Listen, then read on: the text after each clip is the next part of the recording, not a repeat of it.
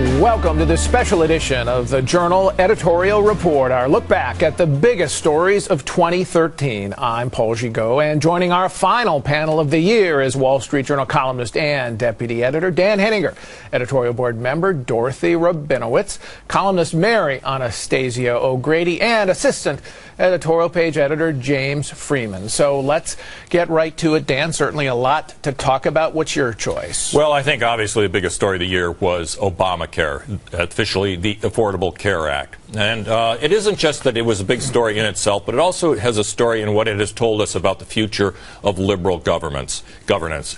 Barack Obama came into the presidency, and from the first inaugural speech, he told us he was going to deliver benefits from the government. The government should be able to do that. In fact, 2 weeks ago, he even said, "We are all the American people, the government. The government is us." They introduced Obamacare, and the first thing that didn't work was the website. It just simply didn't function. And this was when people expect websites to work. But I think in some ways the more important thing is the cancellation of the policies and the limited choice of doctors. This was not a failure of the act. It was intended to work this way. In other words, policies would be terminated. People would go into the ones defined by the act because they were broader, and this would be a good thing. Instead of being a good thing, people are turning against the idea of a plan like this. Normally, big government operates below the surface. This one has been all up for everyone to see, and it's been a bad experience for promoters of the idea that government can help. And has gone directly to the question of the president's credibility, Mary, because what's happened is that his promises, you keep your policy if you like it, and you can keep your doctor if you like him, directly undermined by the bill itself and the way it's rolled out, but also the way it was designed. This was intentional. Absolutely, and I think, you have all these testimonies from people who voted for the president and now finding out that they feel like he actually lied to them. So that's very distressing for his former supporters. What really amuses me is how the millennials seem to be waking up to this president that they played a large role in putting into office, and now all of a sudden they're realizing that, government doesn't create wealth. It has to come from someone, and they didn't realize it, but they're supposed to be one of the suppliers. Liberalism is suddenly expensive again. For years it was not so expensive, and now people are discovering it costs money and a lot and maybe in other ways. Yeah, I think not just the millennials, but all Americans, when you look at polls, are returning to the natural distrust, the healthy distrust of government that I think is really our tradition and has served us well. And I think in a lot of ways it could only get worse. You look at these initial reports that people are not signing up, especially healthy people, especially young people. So what it means is, along with all the problems of the last few months and the canceled policies, you're going to see a big premium spike next year. All right. Well, let's move on to another subject. Mary, your choice. My big story for the year is the oil and gas revolution in North America. In the last 4 years, Paul, we've had $150 billion in new foreign direct investment come into the U.S. in the shale fields.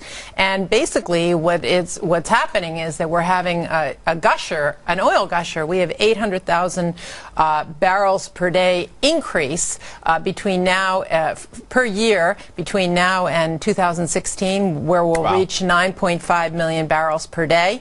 And that's 2 million barrels per day higher than the Energy Department forecast this time last year. Well, that's happening in places like Pennsylvania, North Dakota, and Texas. And this is really a technology revolution, because what's happening is the drillers can actually see through the rock because of the seismic. It's really a seismic technology that allows them to know where the oil is. That's what the real change is. And of course, put that together with fracking, and you have lots of new supplies. So the U.S. is a big energy producer now. Canada has been an oil gusher for at least a decade, and now Mexico's joining in by allowing private investment into what has been solely a state-owned sector. Big competitive implications for the North American economy, for manufacturing in particular, potentially users of energy, manufacturers and the chemical industry and so on. Yeah, it's really it's a huge change, and it couldn't come at a better time, because we catalog all of the mistakes coming out of Washington, all of the policies, Obamacare and other things that are a big drag on hiring, a big drag on productivity,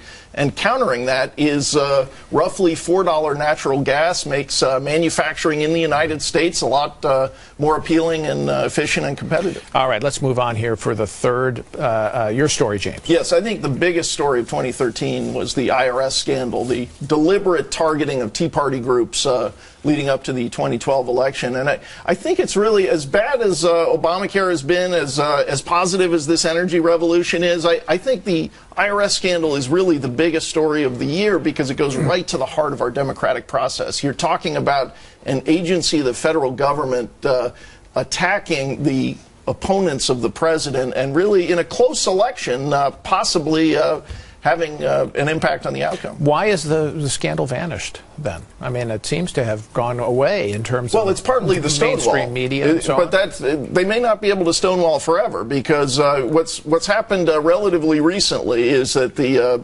Obama appointee, William Wilkins, who's the IRS chief counsel, was interviewed by House investigators, and basically didn't recall, avoided answering dozens of questions. I think as they continue to look for documents, and let's hope the congressional and private litigants continue their effort here, I think we may learn more. Dan? You know, it says something about the mood of the country right now, Paul. I mean, polls show that belief and faith in government is at an all-time low. I mean, almost dangerously low. This is an example of the sorts of reasons people have, and I think no matter what their politics, to wonder what is going on in Washington. It creates a very deep level of distrust. And it undermines the ability of government or Congress to accomplish goals that might actually be constructive, for example, like immigration reform, things like that. And it undermines trust in things we need for our security, like the National Security Agency's surveillance policy. And the lies, Paul, are exceptional. I mean, you can talk about presidents who who lied to us about the war and about hidden